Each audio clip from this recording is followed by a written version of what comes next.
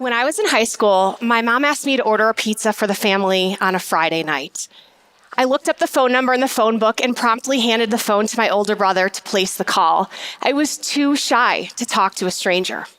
Fast forward to college at the University of Illinois, my first time away from my small town. I spent the first several weeks crying in my dorm room. Ketika saya masih SMA, ibu saya meminta saya untuk memesan pizza untuk keluarga pada hari Jumat malam. Saya mencari nomor telepon di buku telepon dan segera menyerahkan telepon kepada kakak laki-laki saya. Saya terlalu malu untuk berbicara dengan orang asing. Waktu terlalu cepat dan saya di perguruan tinggi Universitas Illinois sekarang. Pertama kalinya saya jauh dari kota kecil saya menghabiskan beberapa minggu pertama dengan menangis di kamar asrama. Too homesick to partake in early freshman partying. The one frat party I did attend was so disappointing, I wanted to trade in my books, abandon my major, and head back home to my small town. The confident behaviors I needed to pursue this dream were not yet available. Sangat merindukan rumah.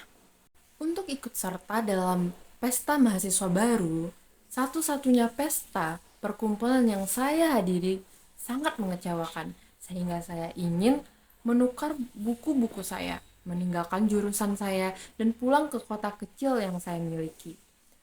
Perilaku percaya diri yang saya butuhkan untuk mengikuti aliran ini belum ada sedikit pun. And when I looked around at the confident students walking around me around campus, heads held high, pursuing a dream that they had set out to achieve, I wanted that kind of confidence too. But my behaviors did not align with these confident attitudes. Crying in my dorm room, shying away from social engagement, not showing up for class because I was worried others were smarter than me. Dan ketika saya melihat ke sekeliling saya melihat para mahasiswa yang penuh percaya diri berjalan mengelilingi saya di sekitar kampus dengan kepala tegak mengejar mimpi yang ingin mereka capai. Saya juga menginginkan kepercayaan seperti itu. Tetapi perilaku saya tidak sejalan dengan sikap percaya diri mereka. Menangis di kamar asrama, menghindar dari pergaulan, tidak masuk kelas karena saya khawatir orang lain lebih pintar dari saya. These were not going to lead me to achieve my goal, so what I knew is that I needed to change. Research tells us that in order to get people to change, you need to not start with the attitudes, but with the behaviors associated with those attitudes. When people can see themselves behaving differently, they then begin to act differently. So the questions for me were, who am I? Who do I want to become? And how does this person I want to become behave? Semua itu tidak akan menuntun saya untuk mencapai tujuan saya.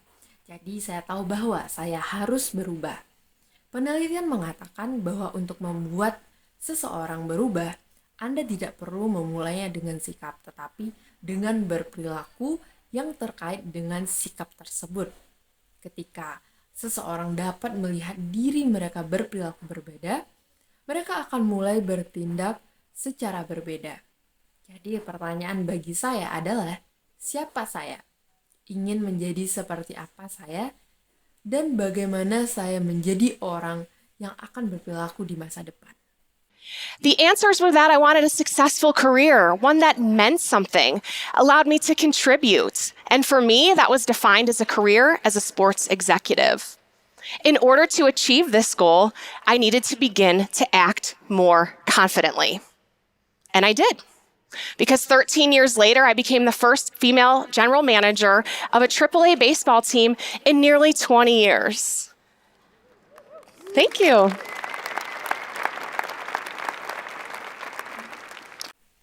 Jawabannya adalah bahwa saya menginginkan karir yang sukses yang memungkinkan saya untuk berkontribusi, dan bagi saya, hal itu didefinisikan sebagai karir sebagai eksekutif olahraga. Untuk mencapai tujuan ini, saya harus memulai bertindak lebih percaya diri dan saya melakukannya. Karena 13 tahun kemudian saya menjadi manajer umum, wanita pertama dari 3 tim bisbol dalam hampir 20 tahun. Terima kasih. I also went on to host the Leadership is Female podcast, where I've interviewed over 90 female executives in sports, an industry that's over 80% male at management level and above. And time after time, these women have told me that the number one skill they've improved in order to earn their spot at the top of the sports industry is confidence. They, like me, did not possess this confidence necessary to increase their level in their career from the get-go. Saya juga menjadi pembawa acara di podcast Leadership is Female, di mana saya mewawancarai lebih dari 90 wanita dalam industri olahraga. Lebih dari 80%-nya adalah laki-laki di tingkat manajemen ke atas. Dan dari waktu ke waktu, para wanita ini mengatakan kepada saya bahwa keterampilan nomor 1 yang harus ditingkatkan untuk mendapatkan posisi mereka di puncak industri olahraga, yaitu kepercayaan diri. Mereka seperti saya, tidak memiliki kepercayaan diri yang diperlukan untuk meningkatkan level karir mereka sejak awal. They had to work on the behaviors associated with this attitude in order to propel their career forward. So I'm here today to share with you 6 behaviors you can start today to increase your confidence. Why is it important to increase our confidence? Well, think of this. How would you behave, or what could you achieve if you were 10 times more confident? Number 1, count yourself in. Mereka harus memperbaiki perilaku yang terkait dengan sikap ini untuk mendorong karir mereka ke depan. Jadi, saya di sini hari ini untuk berbagi dengan Anda 6 perilaku yang dapat Anda mulai hari ini untuk meningkatkan kepercayaan diri Anda. Mengapa penting untuk meningkatkan kepercayaan diri kita? Coba pikirkan, bagaimana Anda bersikap atau apa yang dapat Anda capai jika Anda 10 kali lebih percaya diri. Nomor 1, hitunglah diri Anda sendiri. I spoke with a woman about her first time doing sideline reporting at a nationally televised basketball game. She was shaking in her heels, standing courtside, nerves overtaking her until she heard something familiar in her headset.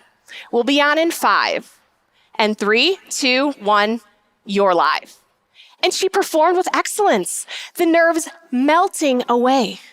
She's an athlete, a former basketball player, used to performing on the court by the clock. Saya berbicara dengan seorang wanita tentang pengalaman pertama kali melakukan liputan di pinggir lapangan pada sebuah pertandingan bola basket yang disiarkan secara nasional. Dia gemetar saat berdiri di pinggir lapangan. Kegelisahan menguasainya sampai dia mendengar sebuah yang familiar di headsetnya. Kita akan mulai dalam hitungan 5 dan 3, 2, 1. Anda aktif. Dan dia tampil dengan sangat baik. Suasana mencair dan dia adalah seorang atlet, mantan pemain basket yang terbiasa tampil di lapangan dengan waktu yang tepat. And the tactic remained true. Counting will get you started, and momentum will keep you going. I have used this technique. I've had more uncomfortable conversations than I care to recall, but one I'll share with you today. I vividly remember standing on the warning track of the baseball field, 45 minutes before game time, looking at the opposing manager and his team wearing the wrong color uniform. I wanted to turn and run back up to my office and hide, but instead, I faced him head on, and I said in my mind, 3, 2, 1, go. And I started walking towards him. And when I arrived, we had a very uncomfortable conversation about his team wearing the wrong color uniform. Dan taktik tetap benar. Menghitung akan membuat Anda mulai, dan momentum akan membuat Anda terus maju. Saya telah menggunakan teknik ini. Saya telah melakukan lebih banyak percakapan yang tidak nyaman daripada yang bisa saya ingat. Tapi, satu yang akan saya bagikan kepada Anda hari ini. Saya ingat dengan jelas berdiri di jalur peringatan lapangan bisbol 45 menit sebelum waktu pertandingan. Melihat manajer lawan dan timnya mengenakan seragam dengan warna yang salah. Saya ingin berbalik dan berlari kembali ke kantor saya dan bersembunyi. Tetapi saya malah menghadapinya secara langsung. Dan saya berkata dalam hati, 3, 2, 1, pergi. Dan saya mulai berjalan ke arahnya, dan ketika saya tiba, kami melakukan percakapan yang sangat tidak nyaman tentang timnya yang mengenakan seragam dengan warna yang sama. Yes, I had to ask these grown men to change their clothes. It was so awkward. But when I asked myself, who am I and how do I behave? The answer was that I'm a person who's not too shy to stand up for what I believe, what is right, and stand up to conflict. Counting got me started, and momentum kept me going. Number 2, what if you only had to be brave for a total of 20 seconds? Ya, saya telah meminta para pria dewasa ini untuk mengganti pakaian mereka. Itu sangat canggung. Tetapi, ketika saya bertanya pada diri saya sendiri, siapa saya dan bagaimana saya akan bersikap? Jawabannya adalah bahwa saya adalah orang yang tidak akan terlalu malu untuk membela apa yang saya yakini sebagai sesuatu yang benar dan menghadapi konflik. Menghitung membuat saya memulai dan momentum membuat saya terus maju. Yang kedua, bagaimana jika Anda hanya harus berani selama total 20 detik?